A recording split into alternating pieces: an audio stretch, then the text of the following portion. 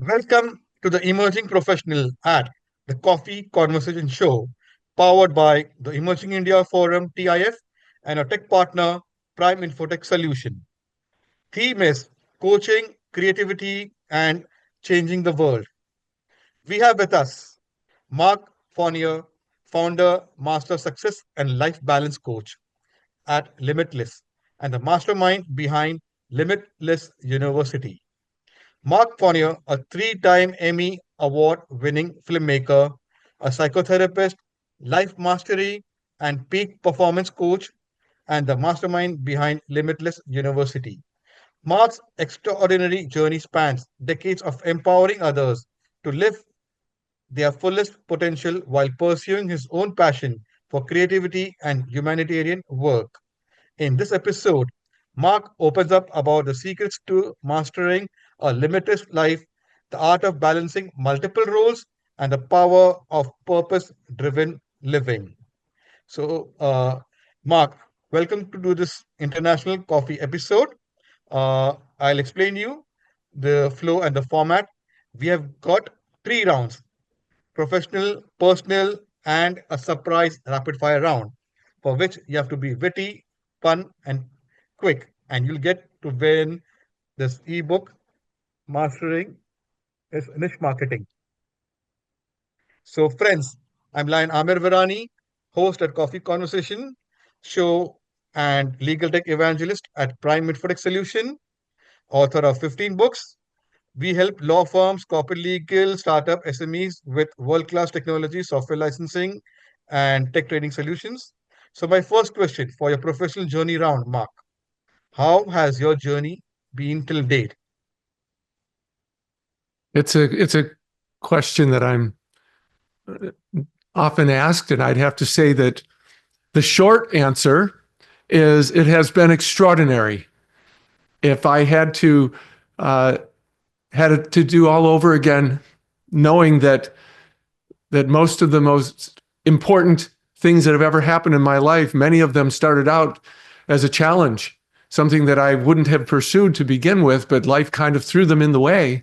And in the process of overcoming them, I became more than I probably ever would have. So uh, I think maybe the best answer is that I've lived a life of no regret, and uh, and a life that I'm proud of, and that I hope to continue down this path. Wow, beautiful. Okay, so Mark, what is the most significant challenge you have faced in your career and how did you overcome it? Oh, wow. There have been so many. I know, I Oh my know. gosh.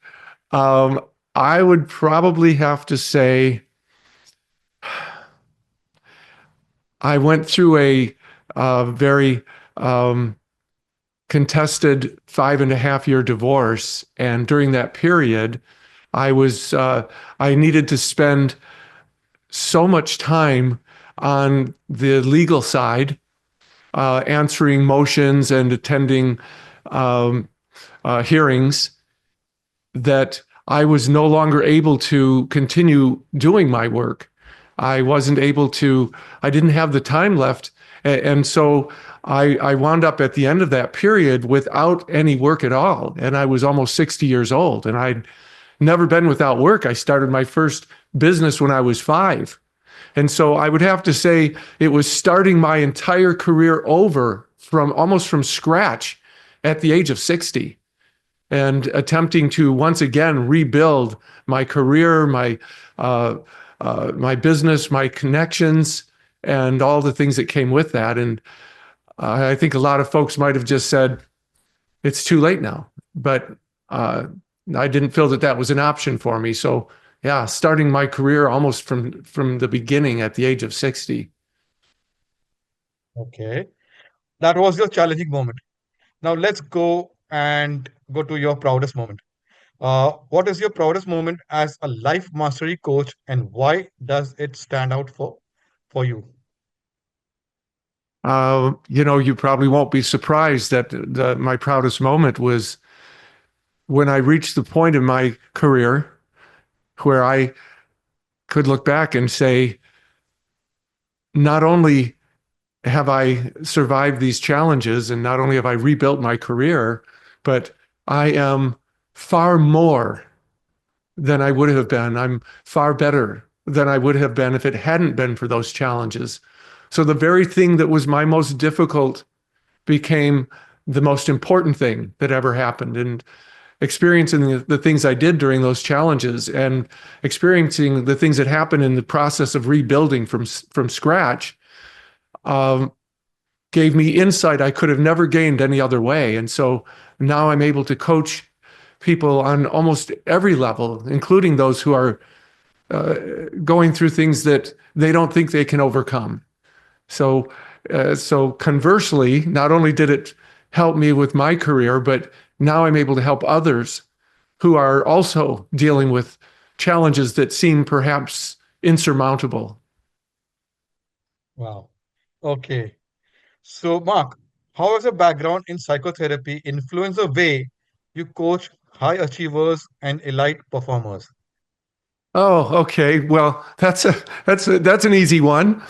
Obviously, uh, well, what I do when I do something, I want to do it all the way. I want to be the best that I can possibly be, which is really the reason I leave all those trophies up there in the background.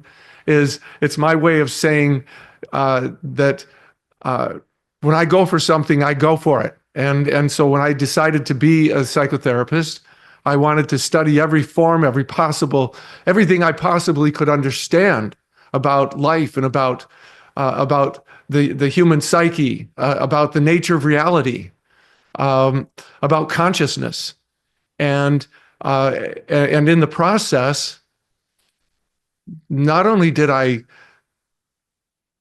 gain insights that help me see into the lives of others, but I'm able to use them in my own life as well. So it's kind of like somebody who decides to be a baker. They never go hungry because they always have enough left for themselves as well. So really, psychotherapy, of course, is helped me help others in every single area of their lives because I have those insights. I can't fix a car. I I can't sew. There's a lot of things that I can't do. I'm not much of a cook, but I can sure help people find the cause and cure of all the things that are holding them back in their lives. Wow. Beautiful. Okay. Let's continue the conversation. Uh, what's the most innovative idea or solution you have brought to your clients that truly transformed their lives?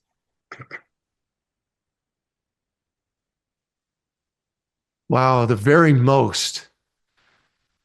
I think it's probably,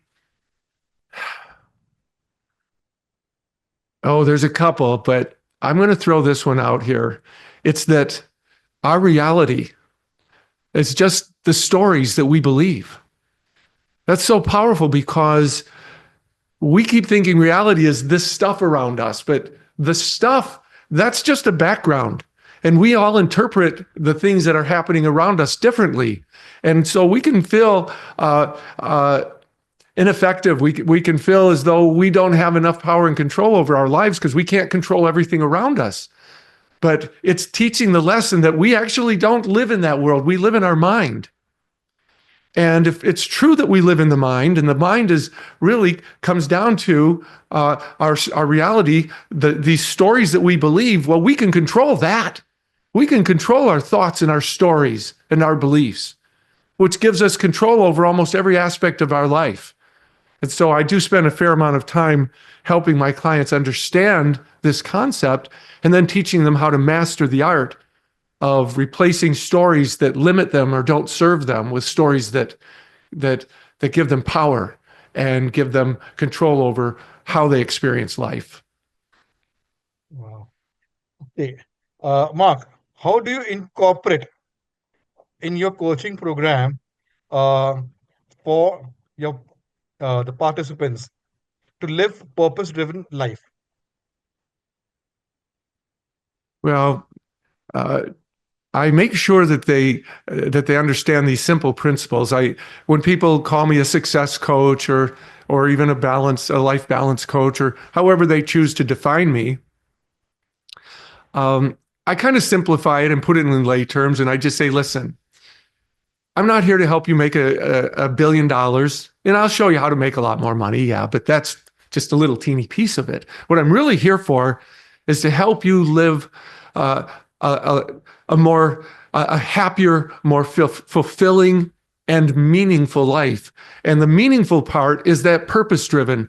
I help them understand that if you don't have meaning in your life, if you're not doing things that make you feel relevant, that may even leave a legacy, then life gets pretty empty when all we're doing is just striving to make life easier, make more money so you can hire people to do things for you, and so on and so forth. And I say, my clients, now I have my Limitless University to help the masses, to help the billions of people who don't have the resources create better lives. However, my one-on-one coaching clients are all high and ultra high net worth clients. So these people have 3, 4, 5 homes. They have, 10 cars. They have everything. And yet they don't come to me fulfilled and happy. In many, many cases, they come feeling like there's still something missing and wondering what could possibly be missing. I have everything I ever dreamed of. And then I say, well, do you have purpose? Your purpose used to be to make lots of money, and now you've done that. Now what's left? Your purpose has to extend beyond yourself. There's evidence that very few people are ever truly fulfilled unless they are living a life that's lived for others. And so then they get to figure out what that looks like for them. How can I make a difference in the lives of others? Not just in myself or just my family. How much more can I do for the world? Wow. Okay. Uh, Mark, my very important question. What inspired to create Limitless University? What's the story behind this name? And what do you believe sets it apart from other coaching programs? Sure. Thank you. So all of my life, I was raised to make a difference. It's just my mom just told all of us as we were children, it's leave this world better than the one you came into. Somehow make a difference. So I never had that moment where I grew up and one day decided I wanted to just, make donations or help people in one way or another. I was just raised that that's just how it's supposed to be. So all of my life, I stood on stage as a professional speaker when I was 18 years old. I wrote my first book when I was 19 years old. I was constantly looking for ways to make a difference. And actually, it started with my producing films for nonprofit organizations that would help them raise money and create awareness for their cause. And so this kind of grew into a nonprofit organization, and that nonprofit went through many changes as I would try to figure out how else can I make a difference? What is the purpose of this nonprofit? And I eventually ended up with the title of Limitless University as an organization whose purpose is to make the insights, the knowledge, the solutions to creating a happier, more fulfilling and meaningful life, to make that available to the masses, to everyone on earth, not just to someone who can afford me as a coach or can afford to hire or pay professional coaches, but to everyone, regardless of their income. And so the purpose of Limitless University is to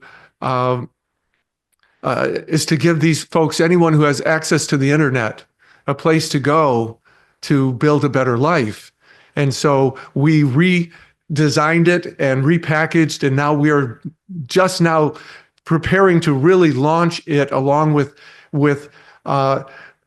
curriculum, courses, podcasts like yours that are dedicated to helping others so that they don't have to spend a huge chunk of their income to learn these insights. I want these insights to be available to everyone, going all the way back to Lao Tzu and um, the great and the Buddha, and from every religion, from every area of life, to give them access in a way that can really change their life. So when I realized that the greatest difference that I felt that I could make in the world was by raising human consciousness, that's when I realized the purpose of this of Limitless University is ultimately to raise human consciousness, because an enlightened human being doesn't abuse. They don't allow abuse in their presence. They don't abuse themselves or others. They don't abuse the world. And I felt that if we could populate the world with more enlightened beings, they would turn around and find the solutions to all of the challenges that we're dealing with, from famine and hunger to war. And so it's a pretty big, pretty big goal.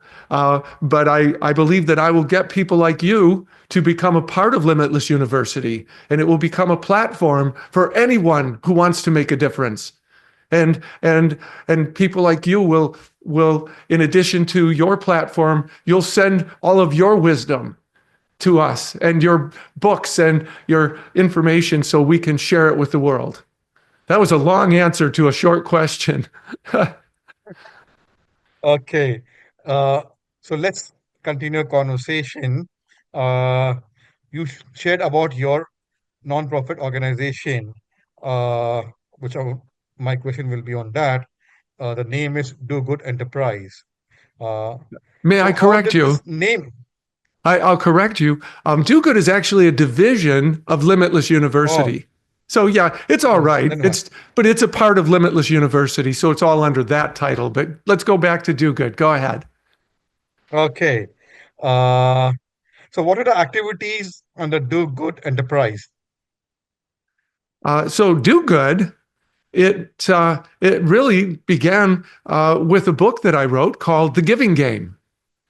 And the giving game is really comes down to showing the world that this life, the greatest life is a life lived for others, and it teaches the concept of, rather than trying to see what you can get from the world and what you can get from others, is to spend your life asking, what can I give? What can I do? And of course, do good is a simple enough idea of, well, just imagine living your life with the idea that my purpose in life is to do good whenever I can, wherever I can, kind of like that little saying about random acts of kindness. Well, what if that's not just something you did once in a while? What if your purpose was to do good? Everywhere you go, if you get on an airplane, it's to help other people get their luggage in the overhead bin. If you're fighting for a taxi, it's to give that taxi to the other person. What if your whole life was about giving and about doing good? It would change the way you think and the way you feel, and of course, it would change the world. And so Do Good is more of a movement. And we have lots of wonderful plans for turning that into a movement. And we're creating an app right now for Do Good in the giving game that allows people to do things for others. And then those people actually post it on the internet what that person did. And then they turn around and do good. So there's a movie called Pay It Forward. And it's based on that principle, only it's a real live version of Paying It Forward, where you can go online and see how many lives you've affected, because there'll be a serial code that follows all the good you've done, and then the people who turned around and did good and the things that they did, and so on, until one day you may realize that you've impacted the lives of millions indirectly. Wow, beautiful, beautiful. Okay, so let's go to the next question. You have been a three-time Emmy Award filmmaker. How do you merge creativity with coaching and life mastery? Oh, wow. Thank you. First, I'll define creativity as not being, most people confuse creativity with being artistic. They think of artists are creative, but that's just one form of creativity. So yeah, so some of my awards were, I won because they were artistically conveyed, because I have OCD. And so I used my OCD to make it so good that it won an award, right? But there are much more important forms of creativity. There are creativities as a parent. You can be a creative parent, a creative teacher. You can be creative in your career and in all areas of life. And so something that I do in that area, and I teach this, is how to be more creative, right? How to be more creative is part of it is by questioning everything. Question your beliefs, question your viewpoint, question everything you're exposed to, and ask, is there a better way? That sparks creativity. Learning to ask, and it becomes creative problem solving, which is learning to ask, so what's great about this when something bad happens? But what's great about it? That triggers your mind to be more creative. Your subconscious loves questions. And so if you phrase the question properly, your subconscious will automatically start thinking creatively. Another question is how can I, and then you fill in the end of that sentence, how can I turn this thing that happened, this dark thing happened, how can I turn that into a positive? How can I make my home more interesting, more fun for my kids? How can I make it more exciting when people come by? How can I? And then whatever that is. And the third is when you run into a barrier and it's like, oh, I guess I can't do that anymore. Well, what can I do? What else can I do? Maybe we can't do this, but we could still do something. And what is it? And I'll finish with the idea that I call myself the Limitless Coach and Limitless University for a reason. It's because I truly believe the cliche, anything we can conceive and believe we can achieve.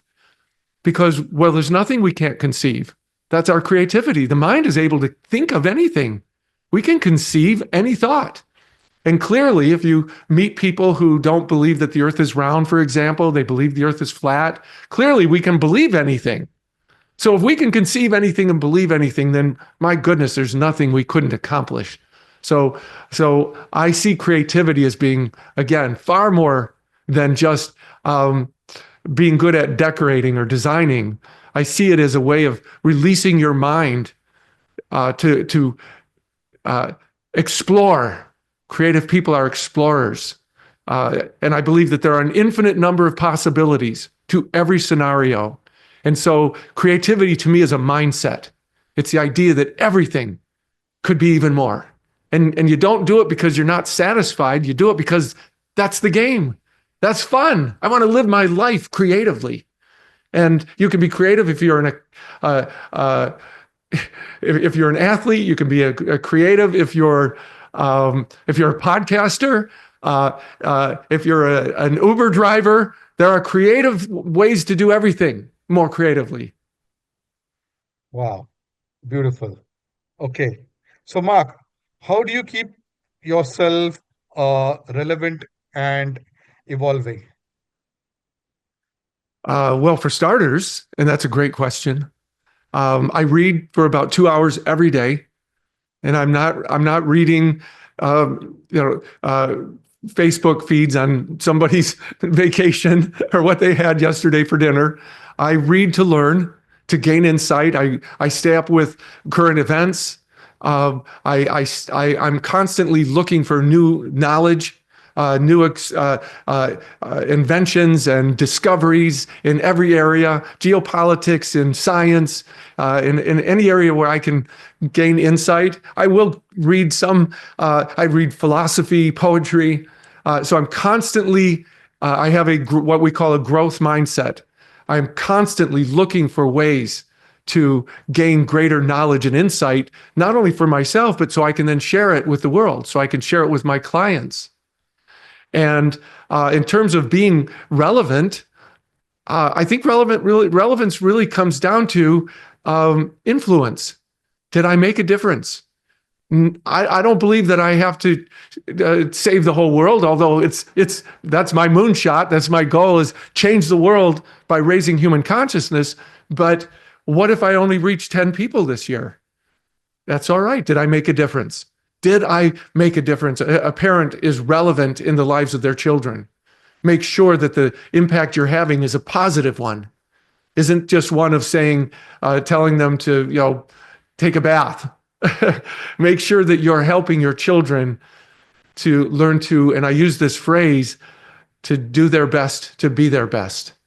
And if you can help another human being accomplish that, then you're relevant.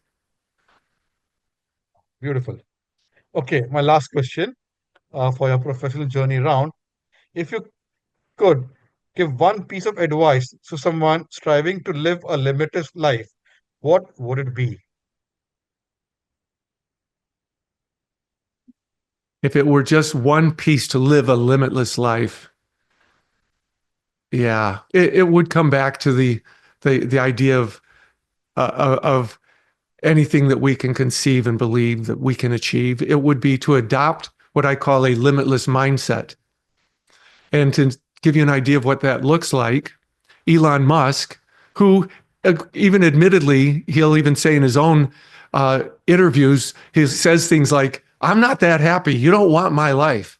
My life is frustrating and difficult and so on.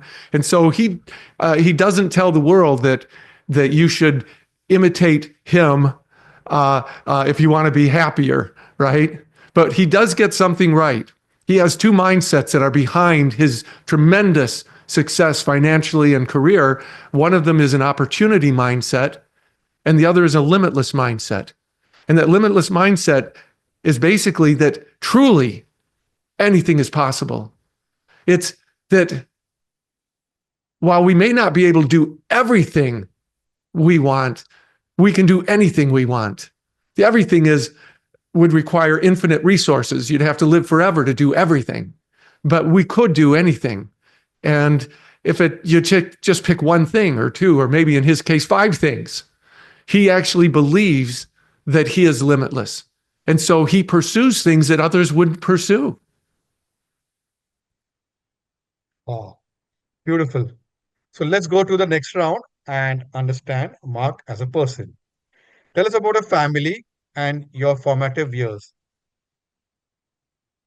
Okay. And of course, I will say that the life of an entrepreneur, personal and career overlap a lot. It's almost impossible to separate the two, right? One of them builds on the other. However, I can say that my family is so important to me. My brothers, my sister, we have a wonderful relationship. We live all over the country, all over America. We're not close together physically, but we always find ways to see each other. We have a thread on our phone, and all of us get on there and we talk about things, excuse me, all the time. I have 3 children who I love dearly, who I'm constantly watching to see who they become. It's kind of like when we plant seeds in a garden. If you plant tomato seeds, you're going to get tomatoes. But when it comes to our children, it's like planting mystery seeds. You plant the seed and you fertilize and water it, but you don't know what the heck it's going to grow into. Is it a tomato or a watermelon or a sunflower or a combination of all of them? And so I'm always watching to see who will they become. And so it's not a parent's job to decide who they become. It's a parent's job to water them and fertilize them so that whatever they can become the most of that. And much of that has really been come of my formative years. As a child, I had a very enlightened mother. And although she wasn't highly educated, she read as I do. She read for hours every day, and she read from every religious doctrine. She read from every philosophy. She was studying the great philosophers and the great minds, and she shared this. And she became a truly enlightened being. And so I was raised by someone who was, and the difference between, I say the difference between being empowered and enlightened is, empowerment is great, but empowerment is about the ability to influence the world around us. And so very wealthy people are empowered, great teachers are empowered, they make a difference in the world around us, but we can't control the world around us. But we can control the world within. the world in our mind. And that's what enlightenment is. It's the ability to understand and influence the world within, where we truly live. And I was raised understanding that concept. And so I was constantly feeding my mind. And at the same time, my mom wasn't great at picking enlightened husbands. So my father was an ex-World War II Marine, and he had witnessed the most horrific things you can imagine. He was on all the islands that where almost everyone was killed. So he had severe PTSD. And World War II combatants, oftentimes the way they cured PTSD was through alcohol. They didn't even have a word for it. And so my father became an alcoholic. He was actually a successful businessman, but he was still an alcoholic. In fact, died of cirrhosis of the liver. But one thing that was interesting, he didn't really have any use for kids. He just didn't really care about having kids. And so I grew up not feeling like I was important, not feeling like I was enough, because my dad never came to see me. He never spent time with me, never threw a baseball, or in your sport, it would be cricket, never played one single round of cricket with me.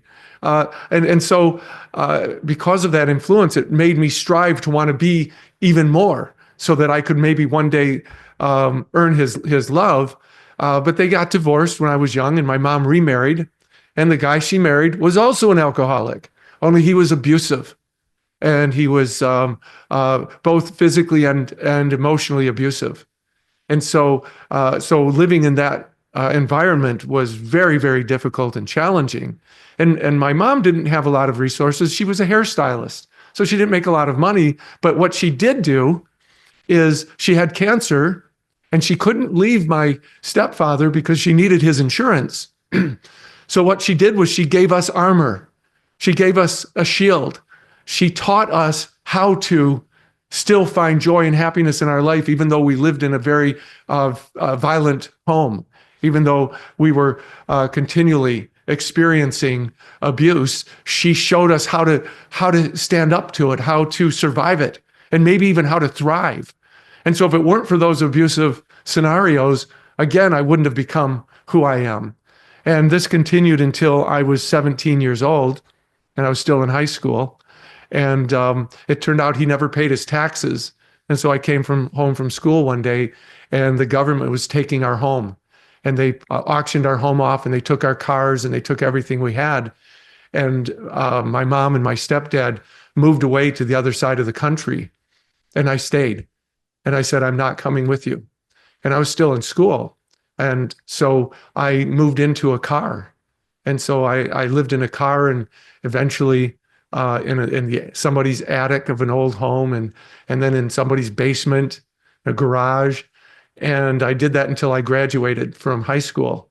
And then I went on to build my life and my career. So again, these things that we're so terrified of terrible things happening, I don't think that I'd change a thing. Of course, Goethe wrote, "That which does not destroy us makes us stronger." And so I'm a product of a very challenging but interesting childhood that helped to shape and form and forge my character and help me become who I am and help me care about others with challenges. Beautiful, beautiful. Okay. My next question, we continue the conversation. How do you spend your down time when you're not coaching or creating films? Pickleball. You know what? It's pickleball. It's a new sport. It's the fastest growing sport in America. So those listening may not know what it is. You will, because it's kind of like cricket.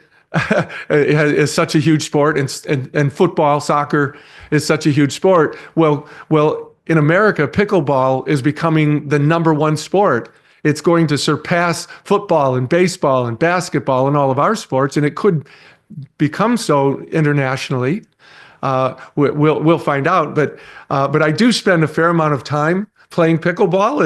It's fun. It's interesting, and it's a game that's very social. It's kind of like a cross between tennis and badminton.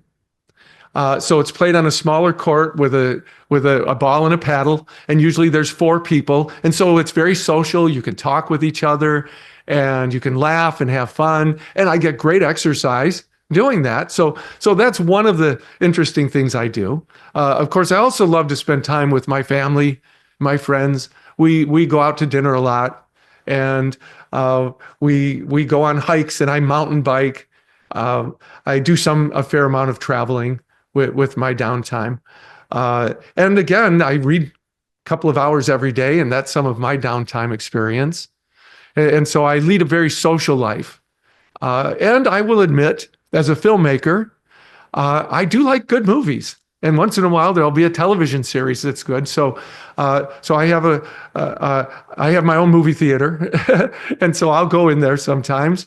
And for me, I get up early, and by the time it's dark outside, because this energy I have right now, this is how I am all day, and this is how I coach, with lots and lots of energy. And so by the end of the day, I'm done. I'm so exhausted. My body's tired. My brain is worn out. I can't think very clearly anymore. And so sometimes I'll just turn on the television and just sit back and relax and watch some entertaining or humorous or inspirational show. So it's kind of a mix of everything. Okay. So what's on your playlist for movies, web series? Oh, well, movies, definitely inspiring movies. I read once that the most inspiring movie in the world, also the most inspiring sports movie, is a movie called Rudy. And it stars Sean Astin as a guy who wants to be a football player, but he's just terrible. He just has no athletic ability. But he wants to be an athlete, and he wants to be a football player at one of the most prestigious universities in the country.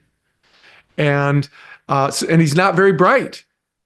So he's not athletic, and he's not bright, and yet he wants to play football for one of the most challenging universities in the country and doesn't have a chance. But what he does have is perseverance. And they studied this, and they found that the one thing that all highly successful people have in common, there was only one thing. It wasn't how wealthy you are, how many people you know, how attractive or how intelligent. It was perseverance. And so I love movies that teach principles and philosophies, that teach things that we can use in our own lives. And so that's also the same with television shows. And admittedly, because in addition to OCD, I also have ADHD. So my mind is all over the place, and I'm constantly changing directions. And so I don't have a specific podcast that I follow, a specific podcast host. I just get on my news feed, and when a topic comes up that I'm excited about, I'll click on it. And so I let the subject matter dictate which podcasts I watch or listen to. And so I can tell you the topics, but not as much, not as often the name of the podcast or even who the host is. And I apologize to you for that, because they should know you as a host and know your show. But that's just kind of been my tendency. And I think part of it may be just ADHD. So that hopefully I'll answer that question. Okay. So from movies, we go to books. So what's the most memorable book you have read, and how did it influence you? When I was 12 years old, my mom decided I was old enough to start understanding more comprehensive concepts and things about life and personal development and positive psychology and so on. And so she handed me two books. One was Think and Grow Rich by Napoleon Hill, and the other was Psycho-Cybernetics by Maxwell Maltz. And he was a psychologist and a plastic surgeon. And he had recognized that he could take a human being and make a huge change to their face with plastic surgery. But because they still saw themselves in a certain way in their mind, they'd look in the mirror and they'd look the same to themselves. They couldn't see the difference. And he couldn't understand that. And then he'd have somebody else where he'd just remove a mole, some one little thing. And they'd look in the mirror and go, oh my gosh, yeah, you can hardly recognize me. And so he started realizing psycho, the mind, cybernetics, the body. He started realizing the power that the mind has over physical reality. And so I started building on that. And then, of course, Think and Grow Rich was the idea. It was built around growing rich and making more money, but I realized early on that you could apply it to anything. Think and grow rich, think and grow happy, think and grow fulfilled. In other words, take control of your mind and you take control of your life. And so, of course, since then, I've read several thousand books. Those were perhaps the most influential. And from after that, I started just adding. In fact, I'll give you an example. I think your viewers will appreciate this. One moment.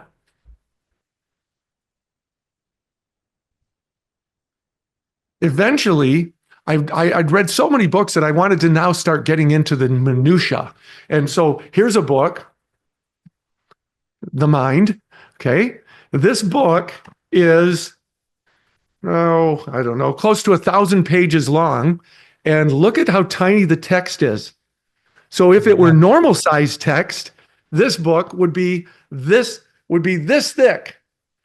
And I started reading books like this because I'd learned as much as I could through conventional means. And so I said, I want to know even more and more and more. And so at that point, I could say, well, now I could give you a list of several thousand books that I've read. All of them influenced me in one way or another. But those first two books are the ones that actually set me on this path. So they are, to me, the most powerful because of that. Wow. Okay, Mark, if you could travel anywhere in the world tomorrow, where would it be and why? Well, I traveled to India so I could see you and we could go and have coffee together. Is that a good answer? Maybe I should run for president. If I could travel Lovely. anywhere. I'm sorry, what was that?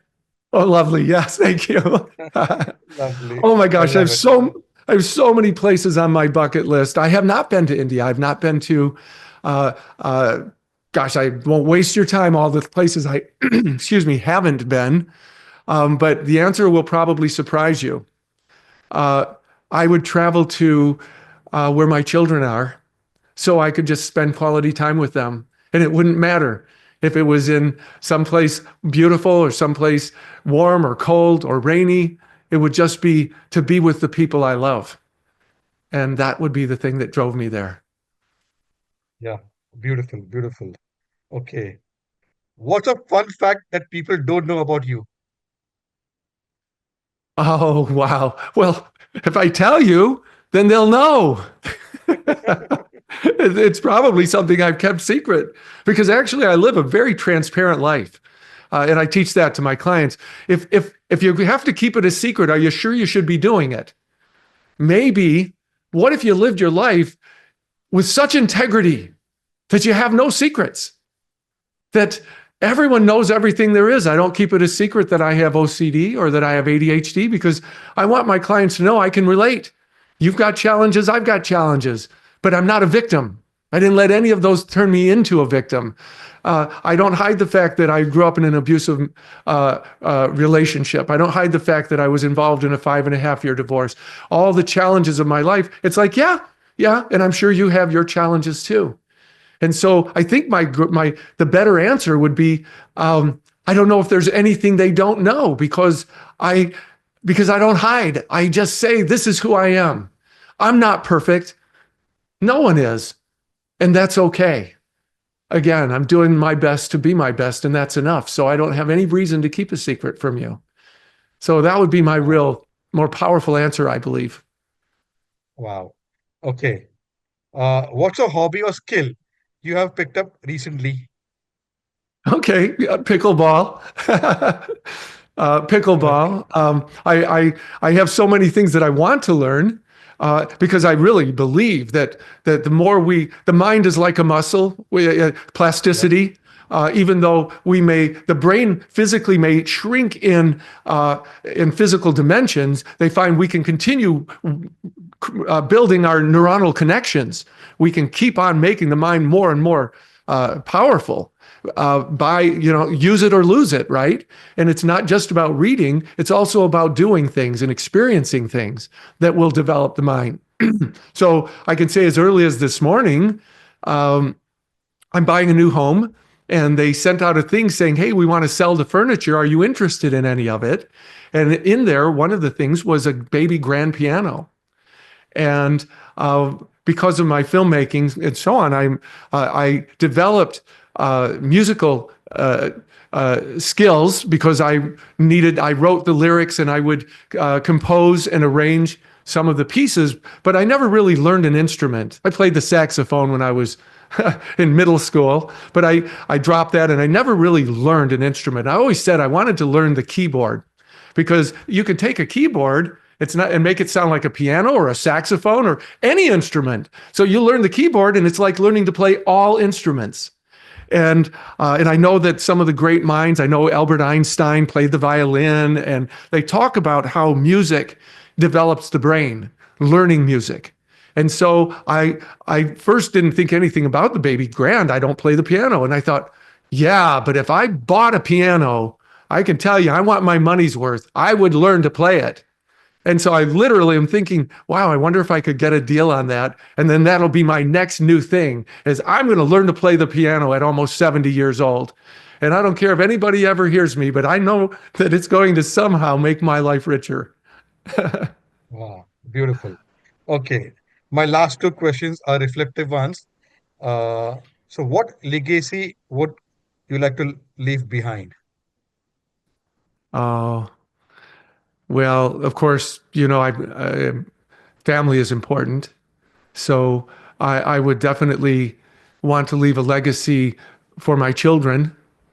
I would want them to not be proud of me in the way that ego drives it, but rather I would want them to see something that I had accomplished or done that makes them want to be the best that they can be.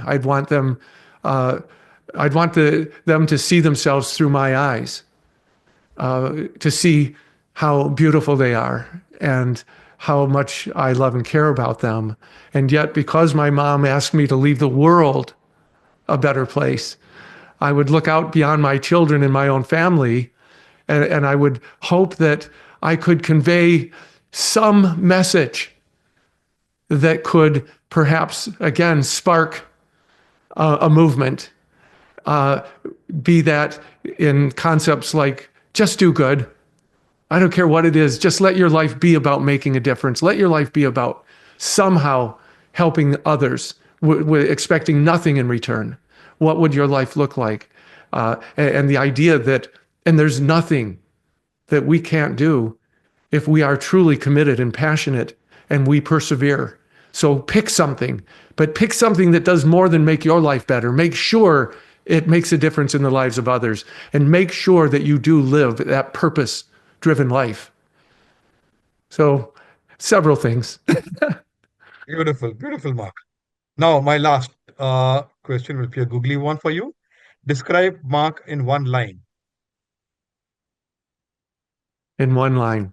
You know what? I actually put out a little thing to the people in my life, and I ask them, and I do this with my clients. I say to them, find out how the world sees you. Who are you for them? Who are you being in their life? And take the things that the positive traits they see in you, and build on that, because those are the areas where you can live in flow. You can truly take yourself, to the highest level. And so I asked them, I said, can you give me one word that you think describes me best? And I sent that out to, I don't know, 20 or 30 people, at least that, because I got at least 20 people saying the same word. And so, and I was happy to hear the answer. It was enough for me, and it was inspiring. They said, Mark, you inspire me, and you inspire others to believe that we can truly live fulfilling and meaningful lives. So I guess that Beautiful, would be it. beautiful. So now let's go to the next round and have some fun, the rapid fire round. All Uh, right. you're an early bird or a night owl? Oh, totally early. Absolutely. I'm an early Wow. bird. Always have been. Okay. They wouldn't let me stay at Okay. my mother's sister wouldn't let me stay at their house because I would wake up at 4:30 or 5 in the morning and I'd be out in the other room making noise. They said he can't come here anymore. Okay. Your go-to comfort food. Oh gosh. Oh, it's embarrassing. You say comfort food. I wish I could say watermelon because it's healthier, but it's actually Cherry Garcia. It's an ice cream that has amaretto and cherries and little pieces of dark chocolate. And I don't keep any of it in the house because I would be 200 pounds heavier. Wow. Okay. Favorite quote or mantra you live by? My favorite. Okay, it's a little bit lengthy, but I've said it before, but I will say it again because it's powerful. It's in the idea that we don't need to be perfect. So it's the idea, it's about self-acceptance and self-validation.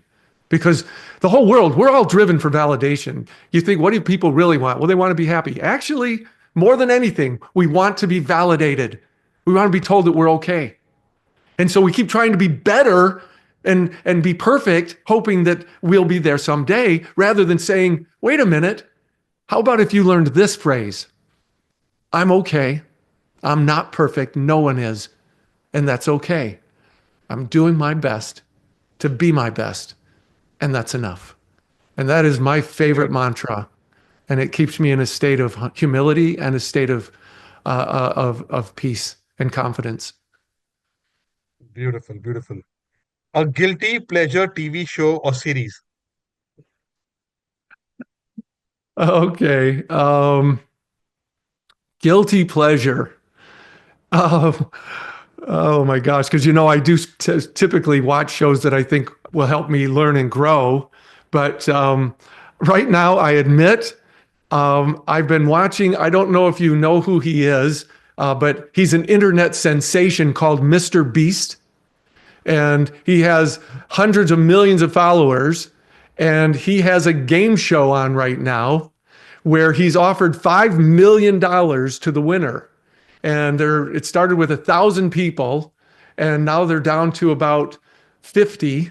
And all along the way, people have made hundreds of thousands and up to $1 million. But the ultimate winner, somebody just won an island, but the ultimate winner gets $5 million in cash, and they do a new show every week, and I can't stop watching it. I just can't stop watching to see what these challenges are. And I can't think of the name of it, but if you type Mr. Beast TV show into the internet, you'll find it instantly. And it's really exciting to see because the challenges are crazy. They're things that you're like going, no way, I can't believe people are doing that. So admittedly, and I'm not learning a whole lot from it, but it is really fun to watch. Okay, cool. I'll do that. Okay. Uh, who is your if you want to invite someone for your dream dinner, who will it be?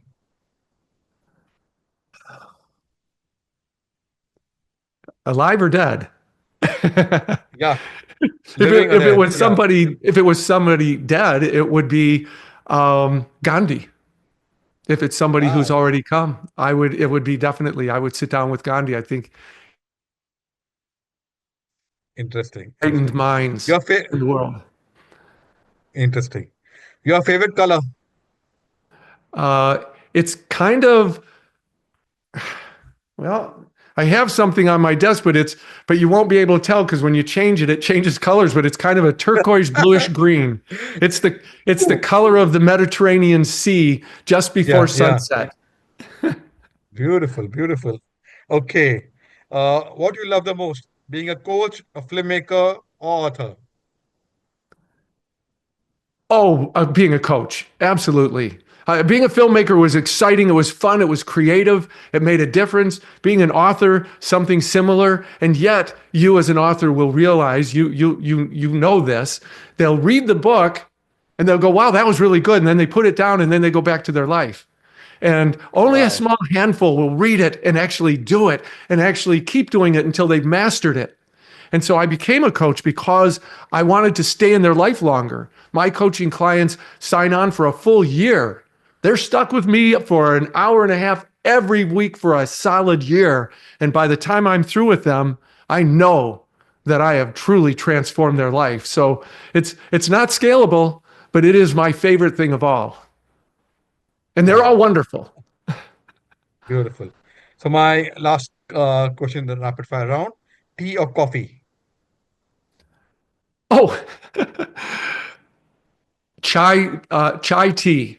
There's a company called Tazo, but it's kind of a combination of tea and coffee.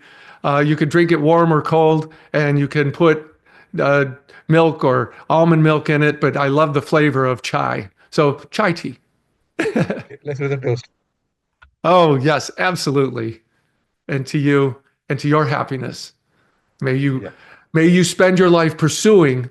I don't care if you get there or not, but may you spend your life pursuing your dreams. Wow. So you are the winner Do I of get the this book. book? Did I get it? Yes. Yeah. Wonderful. Wonderful. Oh, there it So is. I can't I'll wait. I'll autograph it and send it to you. So friends, it was a lovely conversation having with Mark. Watch this episode to learn the secrets of mastering a limitless life, the art of balancing multiple roles, and the power of purpose-driven living.